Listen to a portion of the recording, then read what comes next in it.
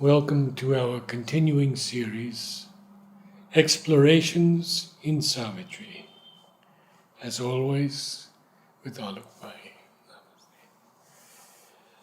We are continuing Book 2, the Book of the Traveler of the Worlds, Canto 9, Kingdoms and Godheads of the Greater Mind, which we will complete today, and we'll go into the next Canto 10. So you wanted to... Yeah, we are in paradise, but for a moment we are just jumping ahead because of this question which rose up about mother, who is she? And I think it is wise and humbling to remember what Sri Aurobindo writes in Savitri. Several places there is a description of the Divine Mother. Right in the beginning, Book 1, Canto 2, where she is the embodiment of love, as you were mentioning. But look at this on page 276. Several places. And it starts with, but thought nor word can seize eternal truth. The whole world lives in a lonely ray of her sun. In our thinking's close and narrow lamplit house, the vanity of our shut mortal mind dreams that the chains of thought have made her ours. But only we play with our own brilliant bonds. Tying her down, it is ourselves we tie. That's why I am personally wary of all mental conceptions of the divine. Especially about Divine Mother, who is freedom and infinity embodied. And we'll not go into the details of these lines because we'll come at some point in a natural way, but just to read them is sheer delight. In our hypnosis by one luminous point, we see not what small figure of her we hold. We feel not her inspiring boundlessness. We share not her immortal liberty. Thus is it even with the seer and sage. This I wish to emphasize because, especially we in India, we have plenty of literature. And there are all the seers and sages of all varieties, degrees of realization, and and there is a reason why I'm saying this. See, there are places in India, I see places like Uttar Pradesh, MP, where there is so much traditional bhakti and knowledge, but they find very difficult to open to the Mother and Sri Aurobindo. And their tradition has become their roadblock. Why? Because they are limiting the Divine Mother by a book or the conception or the experience or the realization of a seer and a sage. There can be nothing beyond it. And Sri Aurobindo reminds us, thus is it even with the seer and sage, for still the human limits the divine. So what is needed? Out of our thoughts, we must leap up to sight. And how to do it? Look at the step-by-step process. Breathe her divine, illimitable air. Her simple, vast supremacy confess. Dare to surrender to her absolute. Sri Aurobindo's letter in the Mother, he says the surrender has to be made to the Divine Mother, not even to her force, but to the Mother. Because now people say that now supramental force is there, we don't need to surrender. Logical, very true. Sri Aurobindo uses the word, very logical. But he says that those who have tried it have landed in a horrible cropper. I am not elaborating on that now because when the time comes. But this is basically the ego holding back. Then the unmanifest reflects his form in the still mind as in a living glass. The timeless ray descends into our hearts and we are wrapped into eternity. In the last 4 lines, which are at once humbling and liberating. Yes. Both. For truth is wider, greater than her forms. 1,000 icons they have made of her, and find her in the idols they adore. The worshipper of Durga finds her in Durga. The worshipper of Kali finds her in Kali. The worshipper of Lakshmi finds her in Lakshmi. Yes. The worshipper of Saraswati finds her in Saraswati. But is she limited by any of them? No. But she remains herself and infinite. Even the gods never understand her play. And it's so beautiful to know this. It sounds very subtle, but it is this which saves us from many disasters. None can know her. And it's good to remain always with the wonder of the child. So we come back to the paradise where such the a life beautiful gods. description. Yes, paradise of the life gods. We were on page 236. Yes. And we had read this wonderful line, made sense, a road to reach the intangible. So, only if the senses are completely purified, any part, if you want to make the heart to reach the soul beloved, the heart has to be purified of all dross. If you want to make the mind to reach the intangible, the highest, the unmanifest, the mind has to learn to be completely quiet, still, and purified of all these countless thoughts that are humming around to really arrive at that. So, this is a heaven where one gets an access when the vital energy, the life force, is purified. And therefore, even pleasure becomes, at another place in Canto 3 of this book, he says, pleasure becomes a candidate of heaven's fire. So, this is a heaven of purified sense. It thrilled with the supernal influences. So the sign of purification is that it responds to the divine touch, to the divine call, to the divine sight, and no more to anything which is like an inferior note. That build the substance of life's deeper soul, earth, nature stood reborn, comrade of heaven. That's how you know it. So he is giving us a practical way to arrive at that. And someone asked me recently, what is purity in this yoga?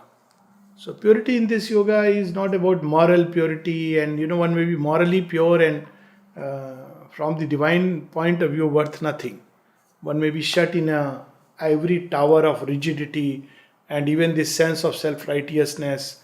And moral purity is a human concept. It's helpful at a certain stage of evolution. It helps to tame the animal in us to an extent. But it also can become like a aborted birth, because people who are very moral, they can't understand the divine and his ways in the world, because in the world the divine does not act apparently morally. Our conception of world, a moral world.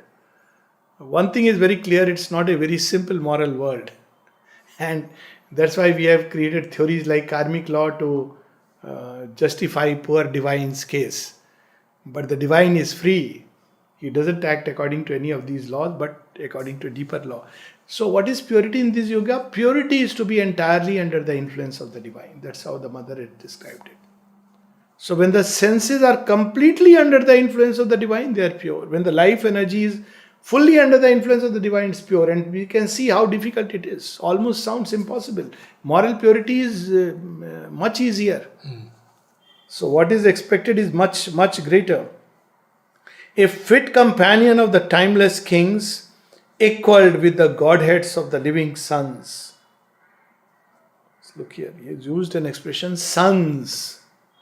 We know of only one sun, the supramental sun. But Sri speaks of even 7 sons of the supermind. Each aspect of the supermind is a sun. And it is also reflected on other planes of consciousness, where also you can see the sun as a reflected power, like in the calm lake or through the moon. So there are, each plane of consciousness has its own sun, has its own moon, has its own powers. And so he is using the expression living suns. So these are conscious suns, conscious godheads. At another place during Savitri's birth, when Savitri describes herself to death, she says, and all these sons were conscious at my birth. Yes. All these sons were conscious. That means all the powers which are directly powers of the supramental Godhead, the divine himself, they were consciously present, waiting. Divine Mother has come, we'll go to you. They are waiting for her to come. He mixed in the radiant pastimes of the unborn. The unborn are, playing. What are they playing? With the future. This future which is not yet created, not yet entered into the field of manifestation. And Ashwapati is mixing with them, seeing their game. Maybe, he's also allowed to play a dice or two. The laws of the unknown. Yes, create the known. Yes. Heard whispers of the player never seen. In this plane you cannot see, but you can sense. That's why, it's a purified sense. So it's very interesting. There is a veil, thin veil, which that's why he has to go beyond. And listen to his voice that steals the heart and draws it to the breast of God's desire. This is Krishna, of course. By the very word Krishna means that which draws. So Krishna was not the name of a God. It was that aspect of the divine, the Anandamay, who draws creation towards him. Because ultimately man is drawn towards joy and he finds joy inadequate. And eventually there comes a time when nothing else but the divine, his companionship, his friendship alone can satisfy him. So then he sees, he is the player who was drawing me through all these games. So he is the eternal trickster, the player. When Sri Aurobindo was asked, what is Krishna's play? He said it is the play of the evolution. It is the evolutionary play where you are led towards perfection from one stage to another. And felt its honey of felicity flow through his veins like the rivers of paradise. That is the Amrit Chakra. In Sikhism they have Amrit Chakra. Even in Hinduism we have, but unfortunately it has become a ritual where you go to a temple and somebody gives you and you say it is Amrit. Or you go to in Sikh temple Gurdwara and you have this Amrit and you have become now Amrit tasted. But Amrit is not tasted like that. That is a symbol. The Amrit is tasted not when it's just the water which has washed an idol's feet. It's a symbol. By your faith you can activate it. But the real Amrit is when you touch that waters which wash the feet of the Lord himself. That's the origin of the Ganges. That's how it is said. That one of the stories, there are of course various origins of Ganges, but one of the names of Ganges is derived from because she has washed the feet of the Lord. Sursari, that's how it goes, And there is a beautiful description in Ramcharitmanas about Jinit Charanana se Niksi Sursari.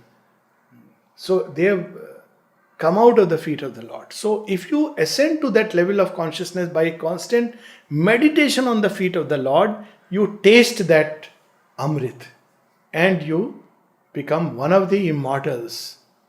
God's slaves become immortal. Made body a nectar cup of the Absolute. The very body is thrilled with the contact of the divine and the divine love. In sudden moments of revealing flame, in passionate responses half unveiled, he reached the rim of ecstasies unknown. A touch supreme surprised his hurrying heart. The clasp was remembered of the wonderful. And hints leaped down of white beatitudes. So he's only reached the rim. And what is this remembered? You see, it's very interesting. In Upanishad, sometimes the word for awakening or enlightenment is remembrance. Yes. You remember. What do you remember? Who you are. So, before creation started, we were one in the lap, on the bosom of God. And suddenly you remember. Sri Aurobindo's, today only I was sharing this in Desiree. Champakl's first gesture when he saw the Lord was he lay down at his feet. 1 hour he kept lying and Sri Aurobindo kept waiting for him. And now see the divine response. The Lord's last response to Champaklal is that he embraces him. Yes. Immortalized in his painting. Now, this embrace, it's not just an embrace of bhakti. People who are not bhaktas cannot understand what it means. This embrace contains everything. It is becoming one with Him. He has merged with the Lord. That's why Mother, in one of the messages, told him, one of the 100, and you have become a portion of the Lord. Portion of the Lord. So, how do you enter into that state? Through that love, through that the most clasp which is remembered. The original clasp. Yes. The most beautiful flower of maybe 60 or 80 that I sent to Mother, she named Remembrance of Sri Aurobindo. Yes. And the botanical of it is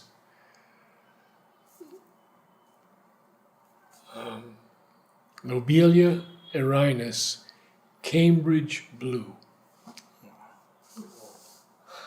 This is another very interesting, it reminds me of a flower, because we are sharing this. It's a variety of rose which Mother has called tender love for the divine. Yes. And Mother says you don't find it even in heaven, you find it only on earth. Yeah. Because in heaven they don't know what it means to love tenderly, no suffering, no pain. It's relevant to what we are going to read, Yes. because you don't have that. They don't understand what is tenderness. So tenderness is uniquely human, because we are constantly faced with the fragility of the form and the hurt, the pain. So we develop that side of tenderness. And Mother gives her tenderness very often yes. in Avec mon tendresse. Yeah? With my tenderness. Yes. Eternity drew close, disguised as love. Oh, what a disguise this is. Why is using the word disguise? See, eternity is eternity. It is there, self-existent. But what is love? When eternity leans towards the transient. So many people who seek the Brahman as through knowledge, they don't understand. They feel love is a coming down. But what they don't understand it, eternity flows into love and clasps creation. So it is that aspect of the eternal which leans down. So, it feels disguised as love. And laid its hand upon the body of time. So that's what, yes, it connects the time to the... A little gift comes from the immensitudes, but measureless to life its gain of joy. All the untold beyond is mirrored there in this world of paradise of the life gods. A giant drop of the bliss unknowable overwhelmed his limbs, and round his soul became a fiery ocean of felicity. This giant drop which has come from above, this spilled from heaven elsewhere, a nectar spilling from God. This is a story in the Puranas of the gods and the titans who fight over the nectar. And few drops when they are, fighting with each other, not very good sight, and they fight. But nevertheless, when they are fighting, few drops spill down. So it is said that wherever these drops fell down, they become sacred spots in India. So that's where you have the Kumbh Mela and the Mahakumbh Mela. So one of them is in Allahabad. So there they say the Ganga, Jamuna and Saraswati meet. But see, it's a symbolic. It's not about many sadhus going there and dancing, doing a fashion show and jumping around naked. It's not about that. It's about that within us we have Ganga, Jamuna, the left and the right side. Jamuna is the left current, and the Ganga is the right current, subtle current, and Saraswati is the balancing, the middle current. And when the three are found together, that's what is Sangam. And then you taste that nectar, the giant drop of the bliss, which is mirrored in paradise. So if you are a yogi of that tantric capacity, then you're merely visiting a kumbh and putting your name in the register. Gods are not very pleased with all this, But anyways, it's good as a memory and a symbol. Overwhelmed his limbs, and round his soul became a fiery ocean of felicity. He foundered, drowned in sweet and burning wasps. The dire delight that could shatter mortal flesh. The rapture that the God sustain he bore, because he has purified himself, made himself vast, a candidate. That is what is called adhikar bhed. And Sri Aurobindo says modern mind has forgotten it. See, in olden times, not everybody, it was not like, anybody can come, walk into Mother and Sri Aurobindo, have their darshan and say, okay, I am on this path of yoga. You can't do that. There is an adhikar bhed. If you are not ready, that current can finish you. Someone, Sri Aurobindo had told Nirodha not to bring him, or he had not told, but Nirodha told this fellow Chand that, doesn't matter, you come, you have the darshan. He took it for granted. And when he came and Mother said he was not ready and now he'll have to go through a lot of suffering. And his life was so interesting that he went through a lot of suffering and he would keep wiring Sri Aurobindo, Lord, help me. And Sri Aurobindo says, here is a man blundering at every step, but invoking to help. And he would help. That's a different thing. Blundering at every step. But that's how destiny operates. So otherwise one will be shattered. Immortal pleasure cleansed him in its waves. Now look at it. Immortal pleasure cleansed him in its waves and turned his strength into undying power. Immortality captured time and carried life. So thus ends this canto, and it's important to remember this, that this description, apart from many other things, it has a very sobering effect. I personally believe, that's why I am so wary of any mystic claiming all kinds of things. I have seen people claim that golden light. Other day we were talking, I'll give you one story of, actually in Delhi ashram, not the ashram, but this Delhi Society Center, where there are relics of Sri Aurobindo. And 5 of us used to go there and sit and read every evening some book or the other of Sri Aurobindo. And on Sunday mornings we used to go. So mornings there used to be pranic healing parallel sessions going on. We used to wonder. So there would be chaos there and we were just sitting around the samadhi and reading. So one day I overheard a conversation between a young neophyte who had just come, paid some money to have a pranic healing course for whatever number of days. And second day, one shouldn't overhear, but it just happens. It was within the hearing range and they were loud enough. He was telling the master with, inverted commas that, I am seeing a golden light. And he said, you are in contact with the supermind. When you see countless such things, you have to have that tremendous purity and strength and vastness. Not a trace of ego to be able to bear. And Mother has said this is the first condition. She said 3 conditions to get the touch of the supermind. One is wideness, second is plasticity, and then third, she said, perfect immobility. If there is a slight tremor, the supermind doesn't act. Who can fulfill these conditions? So but it's so easy to get in touch with this world and feel that you are touching the highest. And I believe this is what happened to many mystics who had this mirrored worlds. And they saw there and said, this is it. It is Ananda. It is Anandalok. It is not even the world of Krishna. Though you can hear the flute, you can hear his whisper, you can feel the presence of the player, and you have this impression with that love and Ananda that you are face to face with none else but you are in Krishna Dham. It's world of delight. World of delight. It's not the world of delight. It's a mirroring of that world within the realm of ignorance. And that's why Buddha, knowing this problem, refused to give any importance to any of these intermediary steps. That's why, because he knew that mankind gets caught and there is a kind of mysticism which can easily fascinated by experiences, and it gets trapped into these experiences and thinks it has arrived at, what can be greater than Ananda? And thinks it has gone past supermind because Ananda is beyond. So it's important to remember this and to read what Sri Aurobindo writes next. We had the paradise gained, and now we have paradise lost. And from that darkest pit, yes, he ascended into this. Because you have to go through that. The dark pit is the cleansing process. The night of the soul is a time when all that we clung to, thinking this is what is me, the pride, the ego, the lust, the greeds, are stripped off. Now we become a candidate for entering paradise because we have gone through the war, the battle. If we don't go through this inner battle, we can't enter this realm. Trishanku cannot enter. He is denied. He says, you can't go just because Vishwamitra is doing tapasya on your behalf. You don't have purity enough in your flesh because he wanted to go with the body. He says, your body, by nature, it is not pure. It cannot, he can't enter even the paradise. Forget about, going further.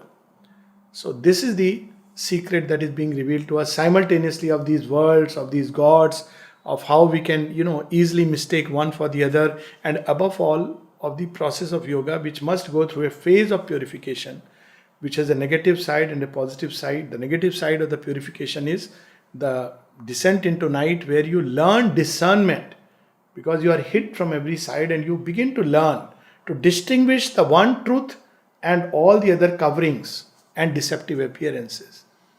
And there is a positive side where you purify your senses, your thoughts, your life energy, so that they can mirror or feel some touch of the wonderful. And having done that, now there is a fall. This is the biblical story of the fall of Adam and Eve from the paradise. So what bit them? The knowledge. They tasted the apple, and with that came the urge to know. As long as you are in this beautiful paradise, there are mystics who don't want to know. And you tell them that, no, we are tasting Ananda. Dionysians. So they don't want to. But the moment you want to know, then you start another evolutionary curve. You go from one hill down and take another hill, which will go higher. But first you touch base. Yes. That's how the Vedas describe, from one hill to another. So you come down. So this coming down, because now a mental evolution is going to start. On earth it takes the form of mental evolution. Mother said there was a time when humanity was in a state of paradise. She was asked, was there ever an earthly paradise? She says yes. And that was a time when man was more or less pran chinmay. He was more, the mind is not really manifested. Very simple. He was like an animal, spontaneous, natural, simple, without the complexity which mind brings. And she says it was a beautiful, harmonious state, and I remember it because she and Sri Aurobindo were there. But then the moment mind came in, we lost it. Now came dualities, now came shame, guilt, good, bad, right, wrong, and all this has come. And now, but she says, when you cross this, then you will arrive at the highest. So, paradise must be left behind and a mental evolution begun. So, we have Canto 10, the kingdoms and godheads of the little mind. Now, it must start again from scratch. Even a great mystic, if he has to learn mathematics, he has to start from 1 + 1 = 2. He can intuitively decipher a few things, but it's a different kind of a knowledge. So, this too must now be overpassed and left, as all must be until the highest is gained. This is renunciation in this yoga. Renunciation is not renouncing that I'll wear only white or saffron or this kind of a show of renunciation. It's more like a pride. Because nowadays sannyasis sell a lot. Brand sannyasis are big market. All that you need is to wear an orange robe and walk into the airport. Most likely security will take you through the special quota. You may even hide bombs, God knows. Of course, there are true sannyasis. And I must say, mother had corrected. When Sri Aurobindo's aphorism where Sri Aurobindo says that what is true sannyasa? It is like King Janak, and it does not need to robe itself in this color. And mother, laughed at it and gave her comment. But later on she said, of course, I am not talking of the genuine ones for whom the ochre robe is an expression of their inner state. And obviously one can think of Sri Aurobindo, Swami Vivekananda and these rare ones. But otherwise, true renunciation is renunciation not only of the ego, self and desire, but even the spiritual gains. You have to become like a baby. Whatever experiences and realizations, you have to remember you are a little baby. And one example I remember is of Kapali Shastri. Yeah, many others. Yes. So when he was asked, you have done so many types of yoga, Vedanta, Tantra, and he wrote Siddhanjana, Rig Veda, Bhashya, and still what a humility. When somebody asked him, when he stopped writing further, when Sri Aurobindo physically withdrew, why aren't you writing further? Because there is nobody to verify or ratify it, something to that effect. Because Sri Aurobindo has to say, okay. And when he is asked on his, toward the later part of his life, that you have done so many kinds of sadhana. What did you get out of all this? He says, why? They brought me to the feet of the Divine Mother. Yes. The greater the wisdom, the more humble you become. That is the sign of wisdom. So he leaves behind that paradise. If you hold on to the paradise, you have paradise, but not something else. And that's what he's going to reveal to us.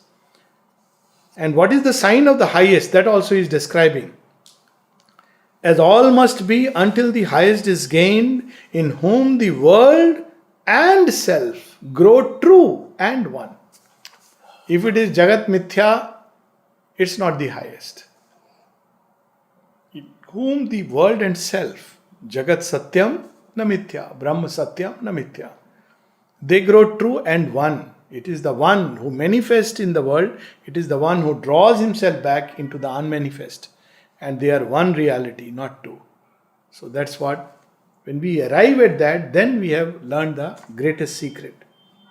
Till that is reached, our journeying cannot cease. So this other one which withdraws from material life, the mother uses the word misguided and egoistic mysticism. Out of a misguided egoism, we withdraw. But you have to arrive at that where the two become one. Always a nameless goal beckons beyond. We give it names. There was a very nice, Sri Aurobindo in Synthesis speaks of the integral conception of the divine. This nameless goal is very interesting. So how can we, nameless means what? So how do we proceed? We use some goal, no? We use surveys or we union with the divine, etc. It's transformation. So why Sri Aurobindo is using the word nameless? So mother was asked, Sri Aurobindo is telling us to go with the integral conception of the divine. What does it mean? She says when we start, we need a conception. So we may say divine is love, divine is power, divine is beauty, divine is knowledge, etc., etc. And we give a working idea of the yoga, the method, the process, the goal. But she says, as you go further and further, you discover vaster and vaster. And a time comes when it is impossible to say, this is divine and this is undivine. Yes. She says, of course. Then she corrects. She says, yes, you need it for practical. When you do action, you need to know this. You are moving from a lesser divine state to a greater divine state. You cannot say, I am moving from evil to good, because that is compartmentalizing. You can say I am moving from a state of lesser divinity to a greater divinity. I am moving from the divinity of the past and the present to the divine of the future. That's how she said, when I say Om Namo Bhagavate, I am invoking the divine of tomorrow. That's how she is. She So, nameless goal. Why it is nameless? Because we give it name, but names are only conveniences. They are devices. We should not make it the end. Till we arrive at the inconceivable. Always ascends the zigzag of the gods. So each of these like passing the parcel. Each god is a power. In the mother, Sri Aurobindo says, when all these four great goddesses have done their work in you and harmonized their working, then you are ready for the supramental Mahashakti. You can't just have one God, whether it be love or strength or wisdom. So each of them works in their own way. So when you are, one aspect is worked upon, maybe in course of several lives, who knows? And you have perfected the power of love. Mahalakshmi's love. Now comes strength. Now when strength comes, strength is very different. The Kshatriya is called upon to destroy. How does he reconcile love? He starts from that new angle. So now another god is training. Aryaman, Kali, Durga, they are training. So Lakshmi has to stay in the background. Then other gods, wisdom. And that's why Sri Aurobindo says, who is the last goddess who takes the work? Mahasaraswati. She says, okay, now all this is done. Now perfection. So zigzag. Why? Because it seems that you have lost, like the paradise lost. And you are starting again. So it's not like just going like a straight line. You go like this. And there is an ascension. But each god takes up the work and perfects. Then you pick up what you had already achieved in another life. Harmonize the two. And that's the constant process. In one place, Mother says, very interesting, though she has given a diagram of straight line, and that is in a certain context. But another place she says, the shortest path is not necessarily the straight path. Right. Because then it's a path where there is self-deprivation and self-denudation. But not the path of perfection. When Mother told me all those words about the gardens, at the very end, she raised her hand and she started moving it in a spiral direction upwards. Yes. And she said, one must know how to move from consciousness to consciousness. Yes. And that is also the spiral of evolution. Yes. From one level to another to another. Yes. Then when all are ready, then suddenly you take up all of them together. So it's a zigzag. In the Rig Vedas, it is like, you go to one god, then when God trains you, then he must take a test. Of course, they put it like he creates an obstruction. He says, you are not going to another class. And when he takes the test and the Rishi is ready, he says, please let me go, sir. Don't you think I have graduated in your school? Then finally he says, okay. Then the other god takes him up. Then the same process. Fortunately, we don't have to go through the gods. This is another important part of this. When Savitri, you can go directly to the Supreme. Yes. And now we have the Divine Mother. When Savitri meets the Madonnas, yes, she has to fulfill each the of part them. that's missing. Yes. So this is the other part of this zigzag of the God, that this is a pathway, but you don't have to go through the zigzag of the gods. If you surrender directly to the Divine Mother, she will do everything. And she will bring in whatever powers are necessary and work in you and release the godlike elements in you, uplift them, harmonize them. So, the zigzag of the gods, enough of the zigzag, we need not follow. And upward points, the spirit's climbing fire. It cannot. The aspiration cannot rest with these halfway homes. And last couple of lines, and we'll stop. Maybe last one line. It's a long line. We'll just read it, and we'll read it again next time we meet. This breath of 100-hued felicity, and its pure, heightened figure of time's joy. Mark the words. Not the eternal joy, but the joy of the eternal, which is reflecting in time. We can receive that touch. Tossed upon waves of flawless happiness, hammered into single beats of ecstasy. This fraction of the Spirit's integer, again he is reminding us, this paradise, fraction, it's not the whole. Fraction of the Spirit's integer, caught into a passionate greatness of extremes, this limited being lifted to zenith bliss. Zenith is a word, the highest top that you can find. Happy to enjoy one touch of things supreme, packed into its sealed small infinity, its endless time-made world, outfacing time, a little output of God's vast delight. We can close with a small little anecdote or a letter of Sri Aurobindo. When Sri Aurobindo writes a letter to Barin, obviously there must be question, what are you seeking now? He has already revealed in Uttarpada Bharshan that I have seen the one divine everywhere. He had the experience of the Nirvana. So there is a long letter to Barin. He says, now you come out, prepare humanity, tie your bundles like that. So Sri Aurobindo writes, what Lele gave me, what I experienced in Adipur, were just the starting point. They are not the ultimate. And then he describes very beautifully that I feel, I believe or I know, something like that. But that feel word has to be seen in not feeling the way we feel. That an average Vedantin touches nothing but the hem of the transcendent. And the average Bhakta only tastes a little bit of that joy. And he is happy and satisfied. It's a letter to Barinda. So he is not ready for that. He is not content only with that, because that is fine for individual yoga and for making a few more intoxicants, mendicants on the way. But he wants the perfect perfection. And this cannot satisfy his spirit's highest thirst. To close, and you don't have to answer. Have you met anyone,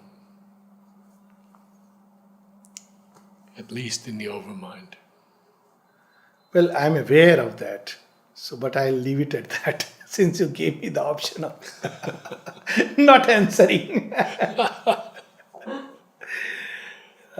Beautiful. So we are at the little mind. We'll come to our mind, then we will see. Okay.